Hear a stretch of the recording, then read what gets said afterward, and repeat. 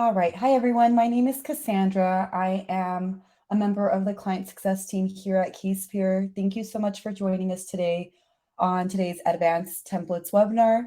We're going to be covering the advanced templates, and today you're here after watching the basic templates. I hope everyone's watched the Introduction to Templates webinar. Since we won't be covering the basics today, ideally at the time of watching this webinar, you have already made a few templates and are ready to move on to more advanced templates. Today, we will be covering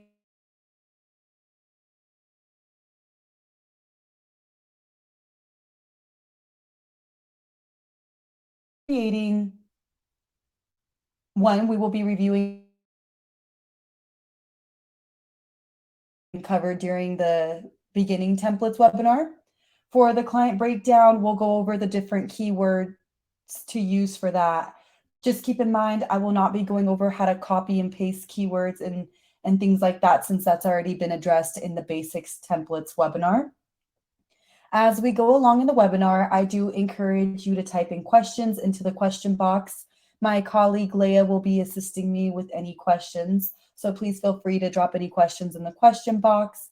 And I also wanted to be sure that you guys are able to see my screen okay and it doesn't look small or cut off or anything like that. If it does, please let me know in the question box as well so I can make those adjustments to make it look right for you guys.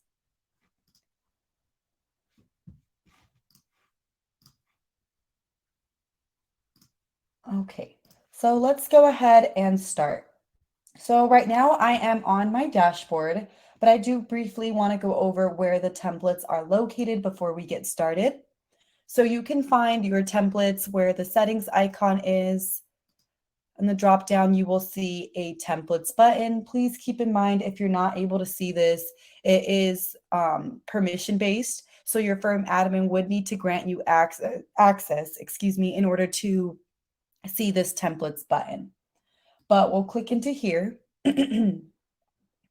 When you come into the templates management screen, you will see all of the templates uploaded by your firm.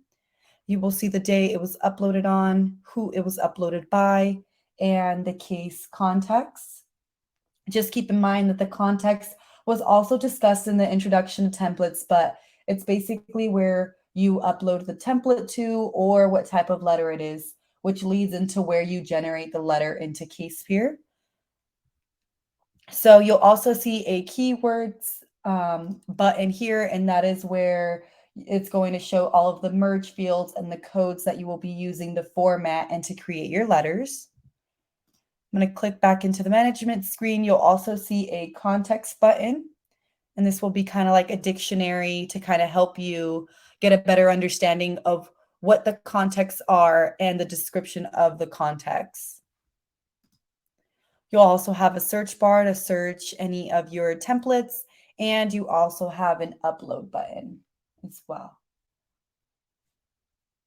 All right, going into the keywords here, I do kind of want to explain, you do have two ways of searching in the keywords. You can either search from the search bar here, or if you have a MacBook, you can select Command F and another search bar will appear here. Just keep in mind that this search bar here is not CasePeer's search bar. It's going to be your Google Chrome or another method of using a search bar. So if you have a Windows, you can Control F. If you have a Mac, you can Command F. So just keep that in mind.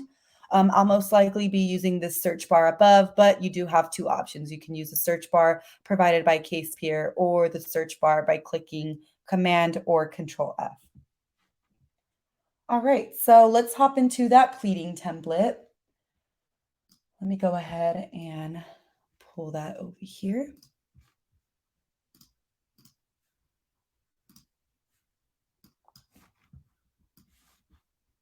Okay, so here is a pleading that we're going to be working with today. It's already been formatted, like I previously discussed, but I just want to point out several keywords that you wouldn't have seen during the Introduction to Templates webinar. So this is a court document. You may see familiar keywords from the beginning templates webinar, and you may see some additional ones. One that I want to point out is going to be the attorney bar number up here. So it's going to be this keyword here. So this is definitely not a keyword that was covered in the beginning templates, but you can pull the bar number of a lead attorney listed or an assigned attorney on a case. Now, you may never recall putting in a bar number for the attorney or for yourself if you are the attorney. So there is a specific section in the user management section where that bar number can be added in so that it can get pulled into templates. So let me go ahead and show you where that's done, because this is a great way. This is a great keyword that'll be used, especially if you're working at a firm with many attorneys and you don't want to create individual letters for each attorney. You can use this keyword instead to still have a general template.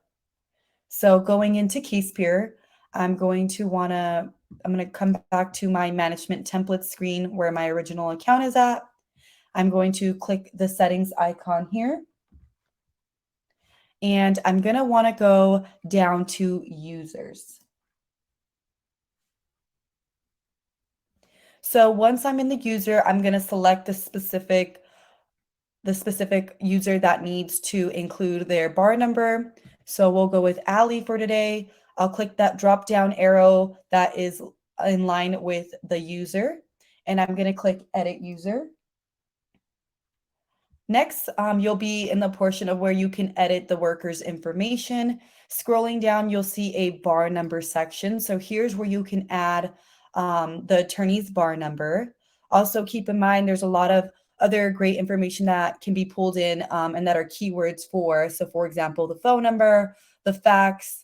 If you don't have anything in these areas, when you use those keywords, nothing's going to be pulled in. So just keep in mind that you can find that information in this section as well. And scrolling back to the top, you will see the suffix, and you can select the suffix for this worker as well. And we can click save here. So that's where the bar number is being pulled in from. Also in the basics templates, like discussed, you're going to see that number keyword for any case manager or lead attorney. That's where you'll upload it there as well. Now, if you don't have access to, you might not have access to this administration screen either. So you are going to want to reach out to your firm admin who can then update this section for you. So we're going to go back to the template here. And another keyword that I want to point out is going to be this court county keyword here. I really want to specify here that it has the dot upper. So that's a special keyword attribute in CasePeer, and that allows the word, when it's generated, to match a certain style we want it to match. So in this case, dot upper will make the specific court county name become all uppercase so it matches our title of our pleading. So we covered some of those in the beginning templates webinar, like the date ones, where you can have the date written with slashes, or you can have it written in full words. For example, October 19th, 2021, it could be written out in the full wording like that versus the 10/19/2021. But in this case, we're going to allow the dot upper is going to allow the word to generate in all uppercase letters. So let me show you where you can find the section of those special keyword attributes. Coming back into my CasePeer account, I'm going to just click into the keywords tab here. Now you'll see your special keyword attributes listed at the top of your keyword templates. And as we see here, we can see style 1 attribute, which would output it in slashes like discussed. You'll see style 2, which will be formatted in the month, day, and the year. You also have style 2 in Spanish. We have the upper that's included in our pleading. We have the lower, and we also have the title. So I do want to elaborate on the title here. For example, maybe you want to start a sentence with he, she keyword for the client, and you want to use the gender keyword, but by default, this is going to generate in a lowercase h or s. But if you have the dot title, then it'll pull in that H and S capitalized. So then you know you can start a sentence with it. So that's another keyword attribute. For these, you just need to add a period and then whichever attribute you want to use. and then the special attribute in between the brackets. So let's say you want to use this attribute, you need to be sure to include the period before and include it in your bracket. And you'll always find these at the top, okay? So let's go back into that document so we can cover some more keywords. So I'm back here on my document for some more keywords that I want to point out. So one of these all keywords here, as you can see here, we have all defendants dot upper. So you can see, first of all, we can see that it's dot upper, so it's going to be all uppercase, but the all underscore defendants keyword is going to be pulling in all the defendants associated with the case. So if there's multiple defendants, if not, it'll only pull in that one defendant, but that's a useful keyword in a document like this where you may need all of the defendants listed, and this allows you to do that. There's also other all keywords like all underscore linked, and that is a keyword that will pull in all of the linked cases. You know, sometimes you may have multiple clients for a single matter. That keyword would allow you to pull in all of those clients' names as well. And you can easily get those all keywords from the search bar or by using Command F, like I discussed. So if we, I'm going to use Command F, but if we write all of the all words will be underlined, or will be highlighted, excuse me. So here we have all attorneys, and as you scroll down, you'll see all of the other all keywords that are being pulled up as well. Another thing that I want to point out that you may ask is, why are some of these words highlighted? So coming back into our pleading, you will see that some of these words like document name, file date, trial date, those are highlighted. And you might be wondering, well, why are they highlighted? So let's say CasePeer created some templates for you and you notice those highlighted words. And the highlighted words generally indicate that there is not a field for that word in CasePeer. Therefore, CasePeer will not generate a word in your template. We usually recommend highlighting it. That way, whoever generates the template can easily tell that that information needs to be manually entered after generation. Otherwise, if it's not highlighted, it can be easy to skip over, and you don't want to send out a document or a letter that doesn't have or is missing crucial information. That is why items like that would be highlighted. So once your template is all done, so once you have already created your template, everything is pretty much set to go. These are the only ones that we need to worry about. Once our template is generated, we can go ahead and generate our template. So I'm going to go over the uploading process. So we're going to head back to CasePeer, and I'm going to go into my normal account here.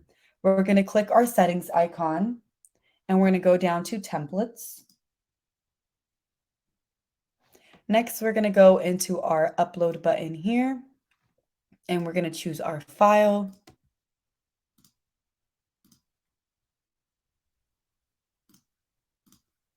Sorry, give me 1 second. Let me just. Okay, so I found my pleading, and I'm going to just write court caption, and the context that it's going to be in is going to be under court because this is a court document. I'm going to save that in the court context, and I'm going to save it. Next, what I'm going to want to do is go into my case. I'm going to use Patsy Thompson, and I'm going to go down to her litigation tab. Next, I'm going to go to court details. Since this is a court caption or a pleading, it's going to be in the litigation tab where all of our court information is located. Next, I'm going to go to court details. And remember, if you ever see an envelope icon in CasePeer, that just indicates that a template can be generated. So I'm going to click that, and I'm going to go down to court caption.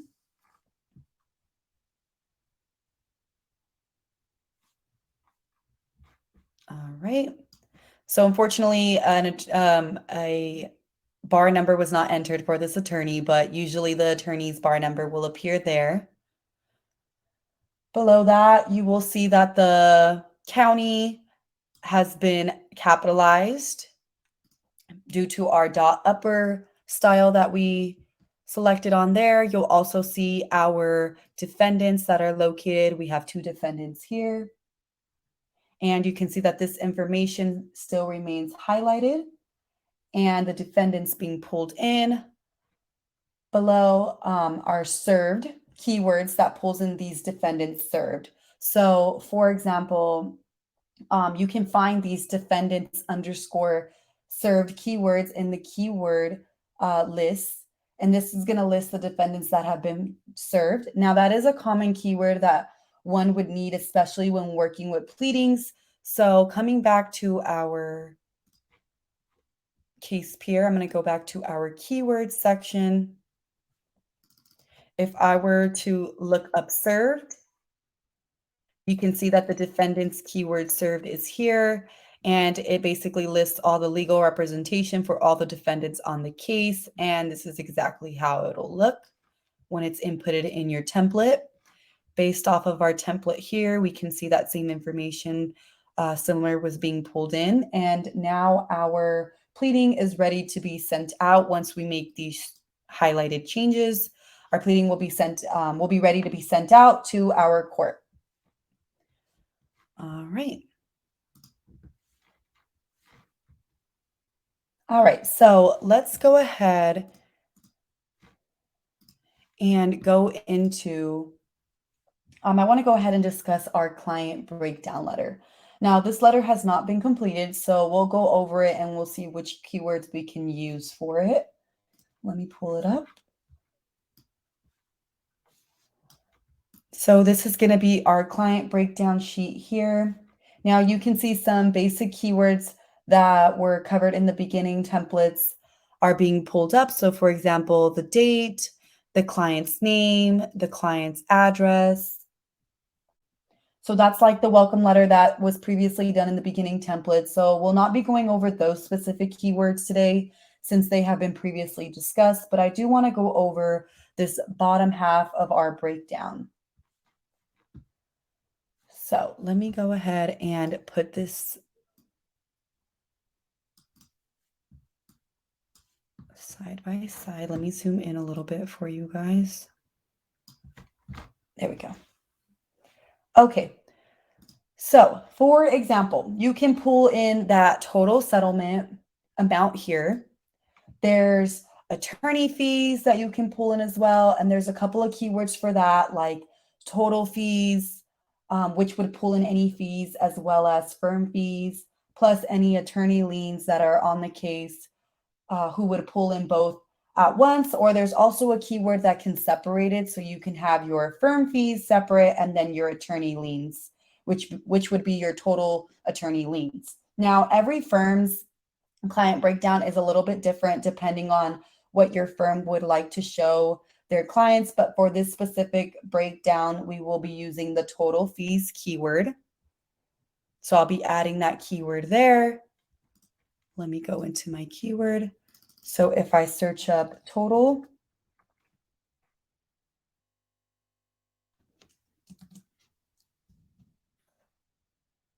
here's that keyword total fees. I'll just be using this one, which would have the total fees and the attorney liens like we discussed.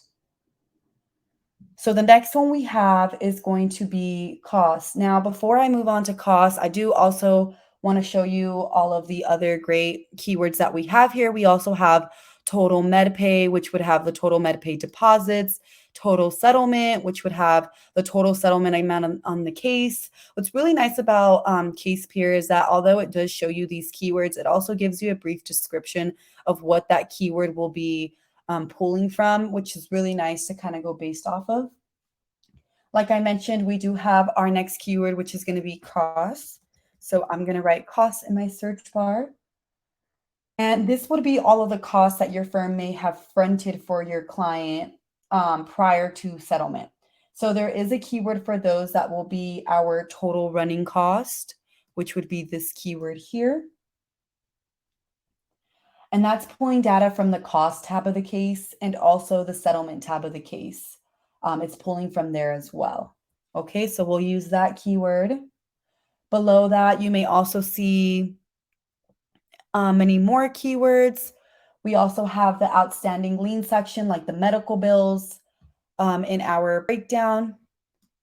We have the outstanding lien section. So this is going to be like our medical bills, and that there's a keyword that'll pull in all the providers as well as the original amounts and the final balance of what we need here. And we do have a keyword for that as well. Now, there's also keywords that can pull in like the total health insurance liens, total miscellaneous liens.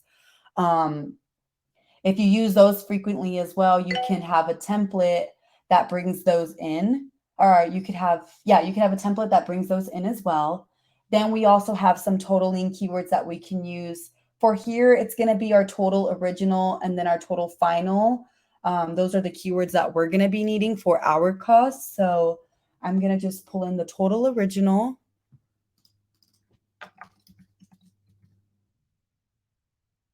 Total original bills here, and then our total final bills. We'll be using these keywords.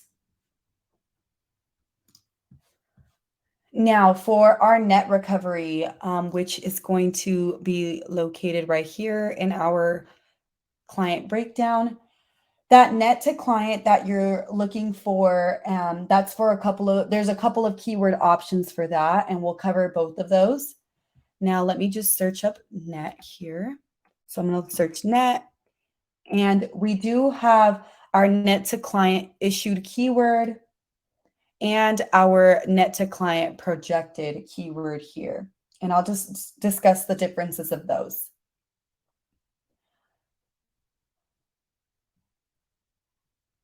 Okay. So we do have, I'm going to go back and search for our total settlement.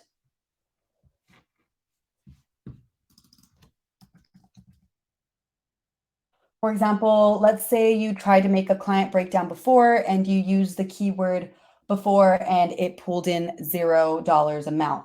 Why is that?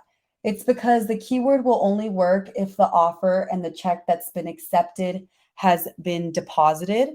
Now, so you do not need to mark it as deposited on the case in order to get the amount to actually populate. If you don't have it deposited, it's going to show 0. Now, other keywords that we're going to be using in this letter would be the total original to get the total liens on the case. And the total original would be this one. And in that specific client breakdown, we're just talking about the medical bills. So we would use this total original bills and a total final. So that's pulling the total final health providers on the case and the total bill for those. You can use those keywords as well. So I'm going to go over the total keywords. We also have a couple of other total lost wages as well. Just a lot of great keywords that can be pulled in. You can pull in the total lost wages here. You can pull in total loans. You can pull in attorney liens, any miscellaneous liens. So we're going to use the total original bills for our client breakdown. Next, we're going to go into our fees. So I'm going to search fees here. And what I really like about this search bar is that it highlights it for you. So it just kind of gives you a better visual and seeing which keywords you want to look at. Now, the keywords that we're going to use is going to be this one, this total fees one. And that's going to be pulling in your firm's fees along with any MedPay fees and attorney liens on a case. Now, you could break it down. So maybe you want to pull in a firm's fees, not including attorney fees, and maybe you want to separate your med fees and so on and so on. You can also select separate keywords for those as well. But today we're going to be using the total fees since that's how our breakdown letter works. So I'm going to pull this for our fees. Next, I want to go is our cost. And this is another total keyword. We have our total running cost. This is going to pull in all of the running costs on a case. And that's what's needed. We want to see how much is going to get pulled out. Now, you do have a couple of options. Maybe you want to show every single cost in the payee. You can do that as well by selecting all costs, keywords, and maybe you want payment details. You can use the all costs payment keyword as well. As long as you're tracking that information within the case, if there's a keyword for it, you can pull it for your template. So for our breakdown, I'm going to use the total running costs. We also wanted to pull in all the providers. So I'm going to go ahead and type in all. And those are going to be for the original and final billing amounts. So we already saw a keyword for totals, but we want to break down so we can show the client exactly which provider charged how much. So that's going to be the all keyword. I searched an all in my search bar. You can also type in provider, however you want to search it, but I'm going to be using the all keyword. Now these can be used in any context, but the one that we will be using are going to be the all providers. So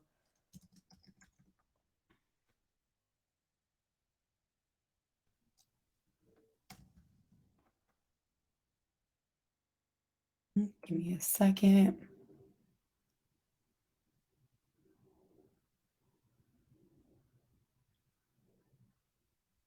Okay. What's also really nice is that on this side, as you're scrolling, you can see on the right-hand side, you'll see all of the highlighted um, keywords that there are, which is also nice so you don't lose yourself in the scrolling. But here's the all providers original final. As you saw in that template, our breakdown does have two columns, one for our original. Let me go ahead and show you guys.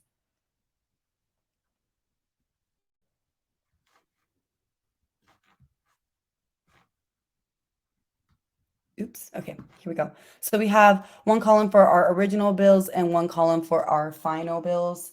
So now that the keywords are going to pull in that data for you, we may need to make some adjustments and move things around to make sure that it aligns properly with our breakdown sheet, but at least it's pulling in that information for us. So let's just keep in mind that after generating, you may still need to adjust some things to make the breakdown sheet look a little bit nicer. Okay, so I'm going to be pulling in this keyword for that. And the last keyword that I want to talk about is going to be the net to client, like we originally kind of discussed. Since we need to pull that information, I am going to type in net. So these are the ones that I had previously discussed, these two keywords here. Now we do have the net to client projected and then the net client issued.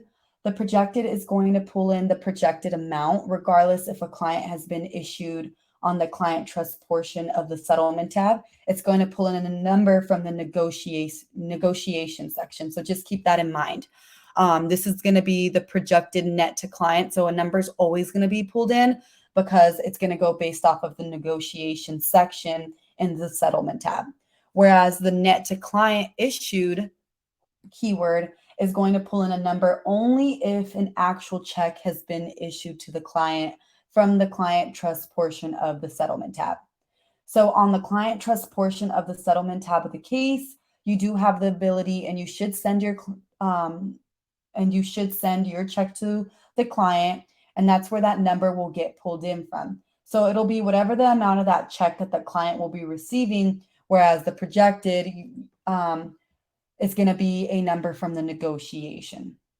So in our letter, I'm going to be using the net client issued keyword, and we'll see if a check has been sent in that specific case we use. And if it hasn't, I expect to see a 0, whereas the net to client projected is always going to show a number. All right. So we can take a look on what the final version of that settlement breakdown will look like. So I'm going to go back to my settings icon here. I'm going to go down to templates.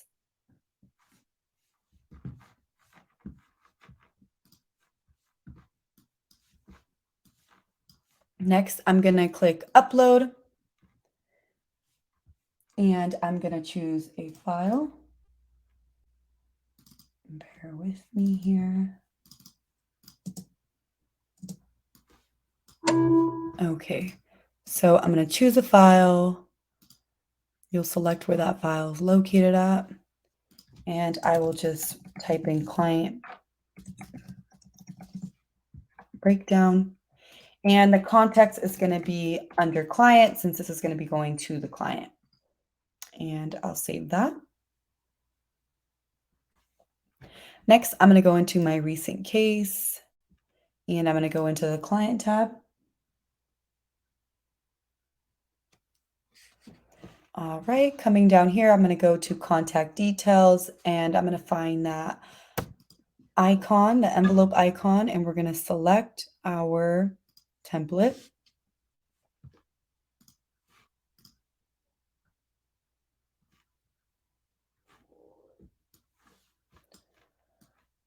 All right, so as we can see here,